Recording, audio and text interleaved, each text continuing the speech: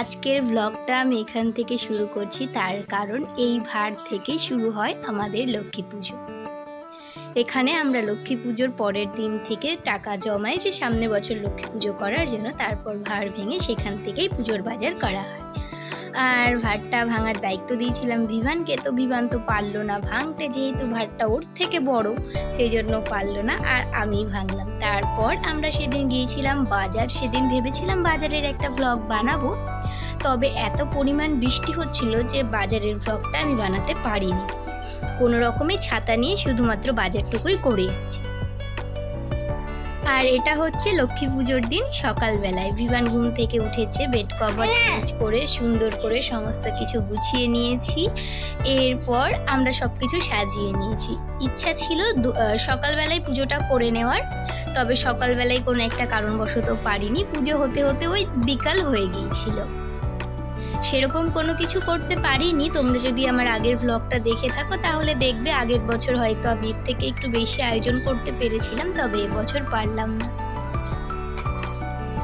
ইচ্ছা আছে সামনে বছর আরো ভালো করে বানানোর।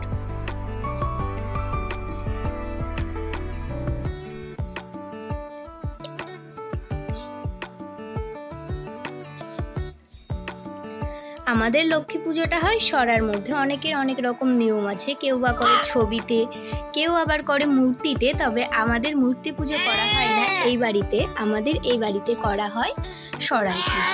এরপর আমি ভাবলাম হলুদ শাড়িটা পরবো, তারপর ভাবলাম না হলুদ শাড়িটা পরবো না, থাক আজকে সাদা লালের শাড়িটা পরি। এই শাড়িটা আমার দিদা দীঘা অথবা পুরী থেকে এনে দিয়েছিল। শাড়িটা ভীষণ সফট আর তার সঙ্গে খুব সুন্দর, তো আমি এই শাড়িটাই পরেছিলাম। আর এটা আমি কালী পুজোতে পরি 2 বছর ধরে। আর এদিকে ভিভানের জামা কাপড়টাও চেঞ্জ করে দেব।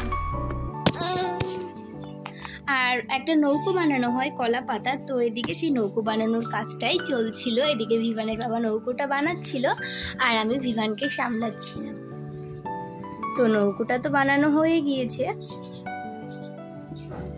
এরপর আমরা 2টোর সময় সমস্ত কিছু রেডি করে প্রায় 1-1.5 ঘন্টা অপেক্ষা করি ঠাকুরমশাই কখন আসবে। তবে ঠাকুরমশাই ফোন তুলছিল না বলে আমরা অপেক্ষা করছিলাম। আর অপেক্ষা করতে করতে প্রসাদগুলোতে যেহেতু কোনো কিছু যদি মুখ দিয়ে দেয়, সেজন্য প্রসাদগুলো ঢেকে রেখেছিলাম।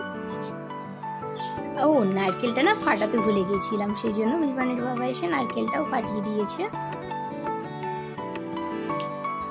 আলপনাগুলো অতটাও ভালো হয়নি আমি জানি, তার কারণ এক কোলে ভিভান ছিল আর এক হাতে আলপনা দিলে তো এর থেকে ভালো করা সম্ভব না। এদিকে পাখিগুলোকেও খাবার খেতে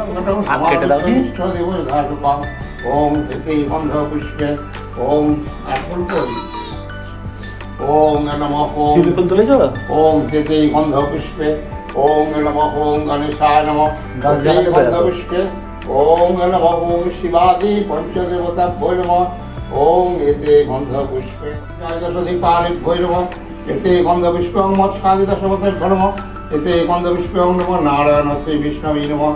ওম ত্রৈলোক্য পূজিত শ্রীমন সদা বিজয়বর্ধন নমঃ। ওম বিষ্ণু বিষ্ণুর ভিভানের প্রথম পুজো, আর এই সমস্ত কিছু ওর প্রথম দেখা। তবে ওর প্রথম দেখাতে এই জিনিসগুলো এত ভালো লেগে যাবে ভাবতেই পারিনি। ও চুপচাপ সমস্ত গোটা পুজোটা সম্পূর্ণ হওয়া পর্যন্ত চুপচাপই বসেছিল, কোনো কান্নাকাটি করেনি, কোনো রকম জ্বালায়নি বা কোনো কিছু ধরেনি। এরপর প্রসাদ দেওয়ার পালা। তবে আমাদের এখানে প্রসাদ তো ওরকম বাড়ি বাড়ি কেউ খেতে আসে না, বাড়ি বাড়ি গিয়ে দিয়ে আসতে হয়। তো প্রসাদটা মাখিয়ে নিয়েছি, এরপর ফল টল সমস্ত কিছু কেটে ভালো করে গুছিয়ে নিয়েছিলাম। এবছর সেরকম বেশি কিছু আয়োজন করতে পারিনি। ভিভান যেহেতু অনেকটা এখন ছোট, তো ওকে নিয়ে একা হাতে সব কিছু সামলানো সম্ভব হয়ে ওঠে না বলে এবছর কোনো কিছু করতে পারিনি। তবে ইচ্ছা ছিল অনেক কিছু করার। ভগবান যদি চায় সামনে বছর আরও বড় করে আরও ভালো করে করতে পারবো পুজোটা। আর আমার আজকের পুজোতে যদি কোনো ভুল ত্রুটি হয়ে থাকে ক্ষমা করে দেবেন।